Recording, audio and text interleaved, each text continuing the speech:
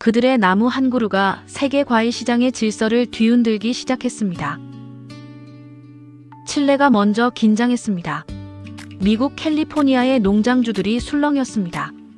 그리고 이 소식을 접한 AI는 놀라운 예측 하나를 내놓았습니다. 10년 안에 세계 과일 시장의 기준이 바뀔 것이다. 도대체 무슨 나무 한 그루가 이 거대한 시장을 흔든 걸까요?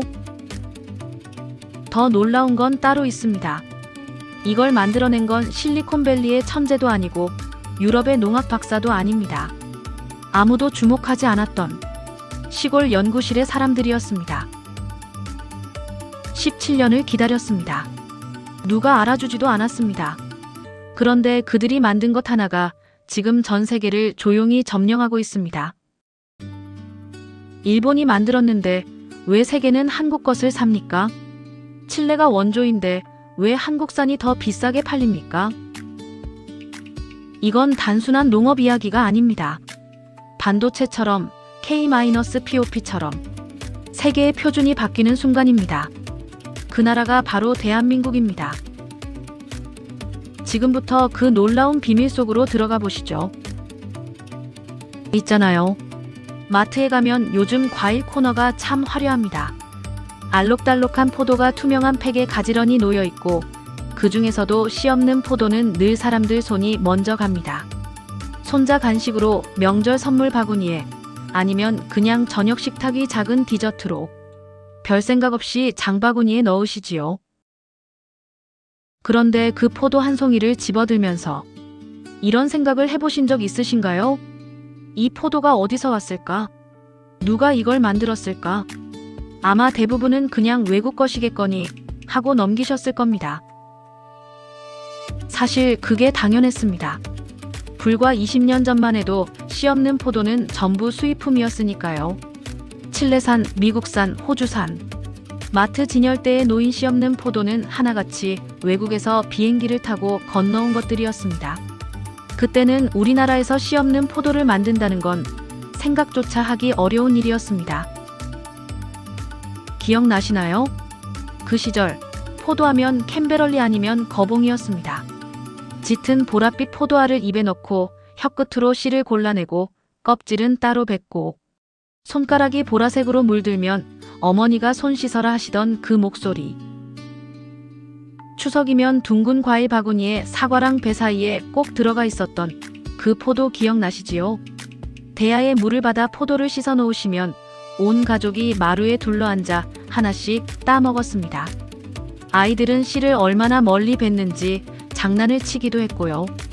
불편해도 그게 또 정이 있었던 시절이었습니다. 그때는 포도라는 게 참 귀했습니다. 여름이면 동네 과일 가게에 포도가 하나둘 들어오기 시작하고 어머니는 좋은 포도를 고르시려고 한참을 살피셨지요. 알이 고르고 송이가 빽빽한 게 좋은 거야. 그렇게 고른 포도 한 박스가 한여름 밤 온 가족의 행복이었습니다. 그런데 2000년대 초 갑자기 세상이 바뀌었습니다.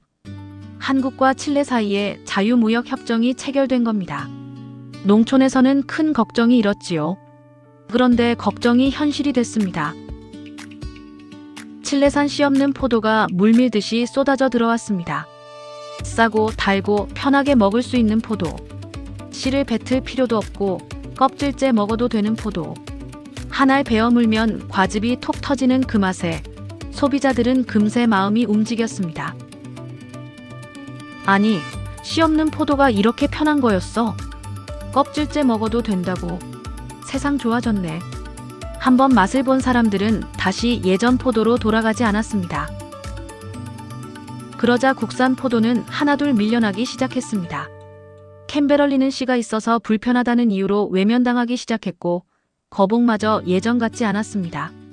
포도 농가에는 찬바람이 불기 시작했습니다. 재배 면적은 해마다 줄었습니다. 아버지에게 할아버지에게 물려받은 포도밭을 더 이상 지킬 수 없게 된 농부들이 하나둘 생겨났습니다. 젊은이들은 농사로는 먹고 살 수 없다며 도시로 떠났고 빈 포도밭에는 잡초만 무성해졌습니다. 이제 포도는 끝이야. 농촌 곳곳에서 그런 한숨이 새어나왔습니다. 포도밭을 갈아엎고 고추며 감자를 심는 농가도 적지 않았습니다. 세계 과일 시장에서 한국은 영원히 사는 나라로 남을 것처럼 보였습니다. 파는 나라가 된다는 건 감히 꿈도 꾸지 못할 이야기였지요. 그런데요. 바로 그 절망의 한가운데서 아무도 모르게 묘목을 심고 있는 사람들이 있었습니다. 국립원 예특작과학원이라는 곳의 연구원들이었습니다. 화려한 곳이 아니었습니다. 뉴스에 나올 일도 없는 조용한 시골 연구실이었습니다. 1996년의 일이었습니다. 세상은 곧 들이닥칠 IMF 외환위기의 그림자가 드리우던 때였지요. 모두가 어렵고 힘들다고 했던 그 시절에 이 연구원들은 조용히 실험실 문을 열고 들어갔습니다. 이탈리아에서 가져온 고품질 포도를 어미나무로 삼고 씨가 없는 품종인 펄론이라는 포도를 아비나무로 골라서 교배를 시작했습니다. 우리도 씨 없는 포도를 만들 수 있다. 예산도 넉넉하지 않았고 인력도 부족했지만 그 한마디에 담긴 믿음 하나로 기나긴 도전이 시작됐습니다. 하지만 포도 육종이라는 건 참 잔인하고 외로운 일이었습니다. 한번 교배하면 열매가 맺히기까지 몇 년을 기다려야 합니다. 그 열매를 따서 하나하나 맛보고 당도를 재고 산도를 측정하고 색깔을 비교하고 저장성을 확인하고 당도가 부족하면 다시 처음부터, 색깔이 고르지 않으면 또다시 처음부터. 봄에 꽃을 교배하고 여름엔 뙤약볕 아래 포도밭을 지키고 가을엔 떨리는 마음으로 열매를 확인하고 겨울엔 연구실에 돌아와 데이터를 정리했습니다. 한 해가 지나고 3년이 지나고 5년이 지나고 10년이 지나도 원하는 결과가 나오지 않는 날들이 계속되었습니다. 예산은 점점 줄었습니다. 주변에서는 아직도 결과가 없느냐, 그거들 일이냐는 소리가 들려왔습니다. 그럴 때마다 마음이 참 무거웠을 겁니다. 하지만 이 사람들은 포기하지 않았습니다. 다음 날이면 다시 포도밭에 나가 묘목 한 그루 한 그루를 돌보았습니다. 마치 자식을 키우듯이요. 꽃이 피면 조심스럽게 꽃가루를 옮기고 비가 오면 비닐을 덮어주고 병이 나면 밤잠을 설치며 지켰습니다. 연구 일지에는 매일매일의 기록이 빼곡히 적혀 있었답니다. 기온, 습도, 꽃핀 날짜, 열매의 크기, 당도 측정값. 그 노트 한 장 한 장이 17년의 시간이었습니다. 같은 시기 강원도에서도 비슷한 도전이 시작되고 있었습니다. 강원도 농업기술원 연구팀이 혹한의 겨울을 견디는 포도를 만들겠다고 나선 겁니다. 그때 경상북도가 전국 포도 생산의 55% 이상을 차지하고 있었습니다. 산이 많고 겨울이 긴 강원도에서 무슨 포도를 키우겠다는 거냐? 주변의 시선은 차가웠습니다. 업계에서 조롱에 가까운 말들도 있었다고 합니다. 하지만 이 사람들은 아랑곳하지 않았습니다. 우리 땅의 왕머루와 포도를 교배하고 실패하고 또 교배하고 해발 600m 석회암 지대에서 머루를 키우며 가능성을 찾았습니다. 10년을 그렇게 묵묵히 버텼습니다. 1999년에 시작한 품종 청양이 세상에 나오기까지 꼬박 10년이 걸렸답니다. 그리고 2009년 마침내 씨 없는 삼색 포도가 세상의 모습을 드러냈습니다. 청양, 블랙스타 레드드림. 강원도의 매서운 추위를 이기고 태어난 세상에 하나뿐인 한국 토종 포도였습니다. 그리고 2013년 드디어 역사적인 순간이 찾아왔습니다. 국내 최초의 씨 없는 포도 홍주 시들리스가 공식 품종 등록을 완료한 겁니다. 1996년 첫 교배를 시작한 지 꼬박 17년 만의 일이었습니다. 당도 18.3브릭스의 깊은 달콤함, 새콤한 맛이 은은하게 감도는 고급스러운 풍미. 포도알이 잘 떨어지지 않아 저장성도 뛰어나고 추위에도 강했습니다. 항산화 성분인 에피카테킨까지 풍부하게 담긴 한국 기후에 딱 맞게 태어난 우리만의 포도였습니다. 17년이라는 시간 동안 뉴스 한 줄 나오지 않았고 상 하나 받지 못했습니다. 아무도 기억하지 않는 포도밭에서 이 사람들은 그저 묵묵히 나무를 지켰을 뿐이었습니다. 알아주는 사람이 없어도 결과가 보이지 않아도 포기하지 않았습니다. 그게 이 사람들이었습니다. 그런데 이야기는 여기서 끝이 아닙니다. 진짜 놀라운 반전은 지금부터랍니다. 혹시 샤인머스켓이라는 포도를 아시지요? 요즘 마트에서 가장 잘 나가는 초록빛 고급 포도 말입니다. 한 송이에 10,000원이 넘던 시절도 있었으니까요. 사실 이 포도는 일본이 만들었습니다. 1988년 일본의 농업기술기관이 두 품종을 교배해서 개발한 청포도입니다. 향긋한 머스켓 향의 높은 당도, 껍질째 먹을 수 있는 편리함까지 갖춘 명품 포도였습니다.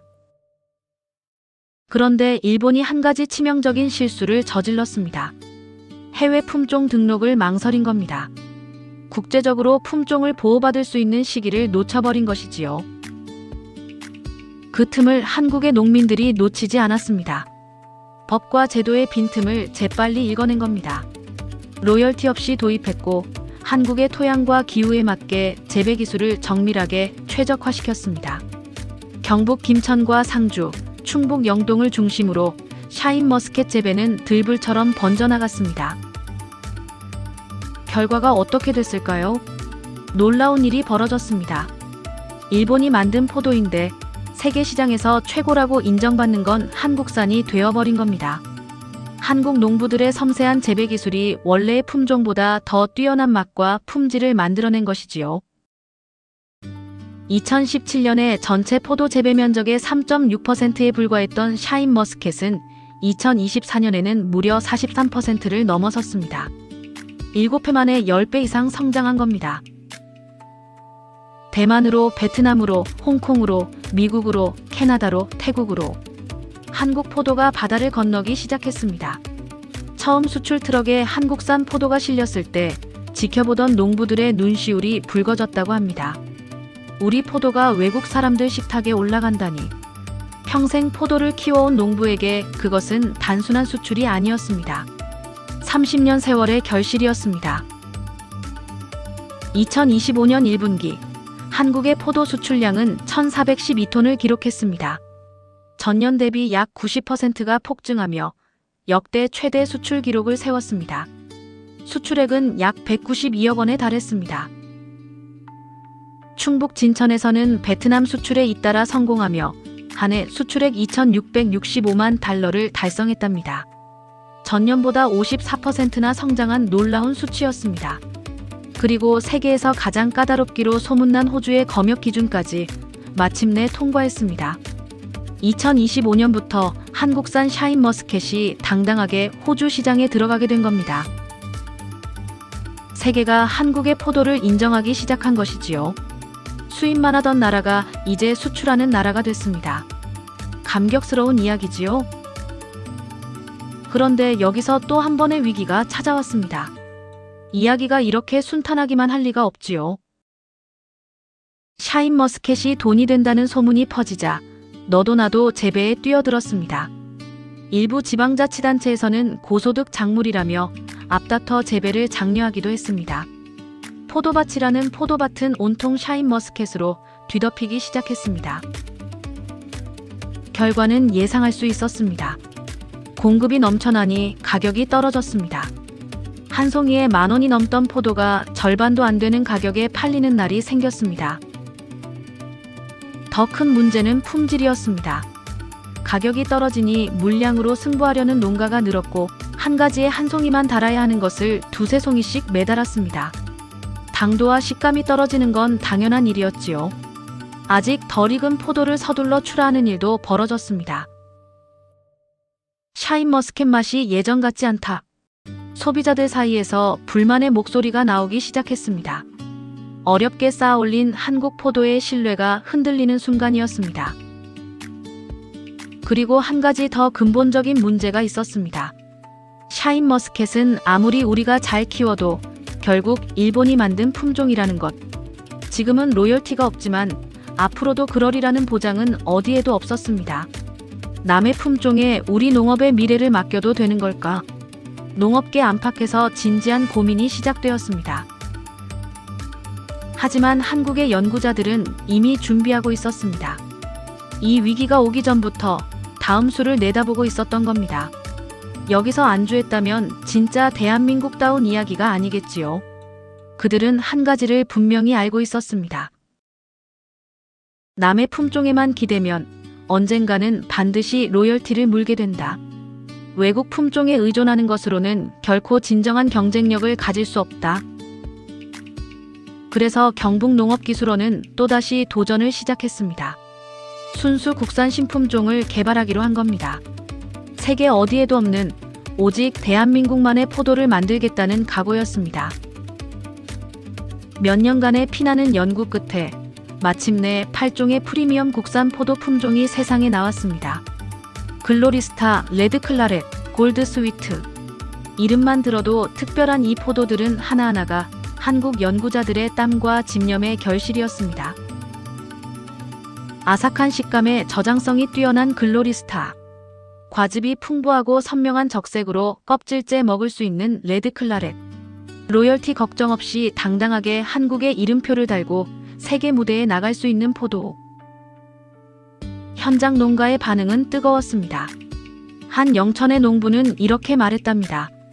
외국 품종은 언젠가 로열티가 발생합니다. 국내 육성 품종을 수출해야만 진짜 경쟁력이 있는 겁니다. 그 말에 주변 농부들도 고개를 끄덕였습니다. 2022년에 고작 6헥타르에 불과했던 국산 신품종 재배 면적은 지금 약 120헥타르까지 늘어났습니다. 3년 만에 20배 가까이 성장한 겁니다. 이 속도는 처음 샤인머스켓이 퍼져나가던 때와 비슷합니다. 하지만 이번에는 다릅니다.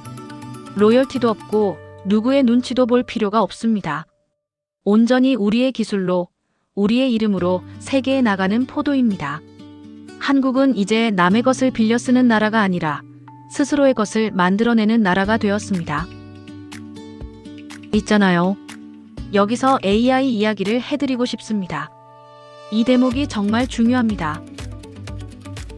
AI가 전 세계 농업 데이터를 분석했을 때 한국의 농업 육종 기술에서 아주 독특하고 놀라운 패턴을 발견했답니다. 한국은 반도체를 설계하듯 정밀하게 포도 품종을 설계합니다. 유전자 하나 당도 0.1브릭스까지 계산하며 최적의 맛을 찾아냅니다. K-POP 아이돌을 세계 무대에 내보내듯 철저한 품질 관리 시스템으로 과일을 세계에 보냅니다. 포장 하나, 온도 관리 하나까지 빈틈없이 챙기는 것이지요. 육종 기술의 정밀함, 다양한 기후 조건에 대한 적응력, 빈틈없는 품질 관리 체계, 그리고 촘촘하게 짜인 수출 인프라. AI는 이 네 가지가 하나로 결합된 나라는 전 세계에서 한국이 거의 유일하다고 판단했습니다. AI는 이렇게 예측했습니다. 한국의 농업 육종 기술은 반도체와 K-POP에 이어 다음 10년 안에 세계 과일 시장의 기준을 조용히 바꿔놓을 것이다. 포도뿐만이 아닙니다. 딸기, 배, 감귤, 사과. 한국의 과일 육종 기술은 전 분야에서 세계를 놀라게 하고 있습니다. 하지만 그 중에서도 포도가 특별한 이유가 있습니다. 수입에 의존하던 품목을 역수출하는 나라로 완전히 뒤집어 놓았다는 것. 그것이 AI가 주목한 한국 농업의 가장 놀라운 점이었습니다. 생각해보면 그 패턴은 늘 같았습니다. 반도체가 그랬습니다. 처음엔 아무도 한국을 주목하지 않았지요. K-POP도 마찬가지였습니다. 한국 음악이 세계에서 통하겠어? 비웃는 사람들이 많았습니다. 하지만 묵묵히 기술을 갈고 닦고 한 발씩 나아가고 절대 포기하지 않은 사람들이 결국 세계의 표준을 바꿔놓았습니다. 지금 한국의 포도 연구자들과 농부들이 바로 그 길을 걷고 있는 겁니다.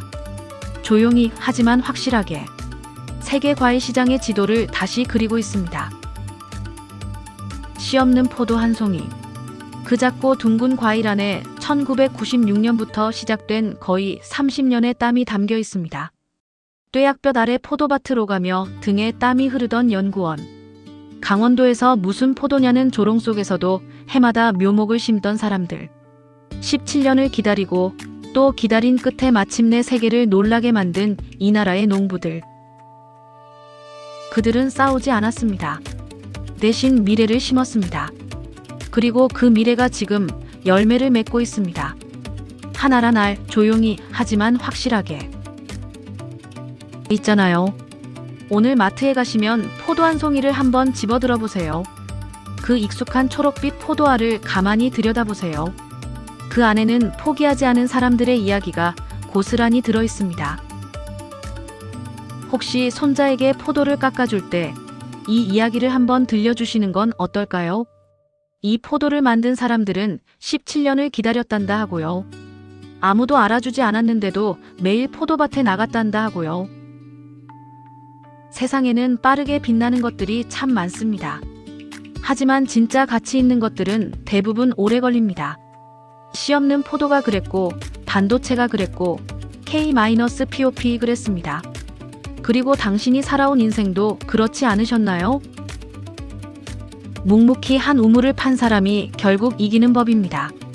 지금 당신이 하고 계신 일도 마찬가지입니다. 당장 결과가 보이지 않더라도, 누가 알아주지 않더라도, 포기하지 않으면 언젠가 반드시 열매가 맺힙니다. 30년 전 묘목 한 그루를 심었던 그 연구원처럼 당신의 오늘도 누군가에겐 기적의 시작이 될 수 있습니다. 이 나라의 농부들이 그것을 증명해 주었으니까요. 오늘도 끝까지 들어주셔서 참 감사합니다. 이 이야기가 마음에 드셨다면 구독과 좋아요 한번 부탁드립니다. 작은 응원 하나가 더 좋은 이야기를 만드는 큰 힘이 됩니다. 댓글로 여러분의 이야기도 나눠주세요. 나도 이런 경험이 있다. 우리 동네 포도가 최고다. 어떤 이야기든 좋습니다. 혹시 주변에 농사 짓고 계신 분이 있다면 이 영상을 한번 보여드리세요. 묵묵히 땀 흘리고 계신 그분들의 노력이 바로 이 나라의 미래입니다. 그럼 다음 이야기에서 또 뵙겠습니다. 감사합니다.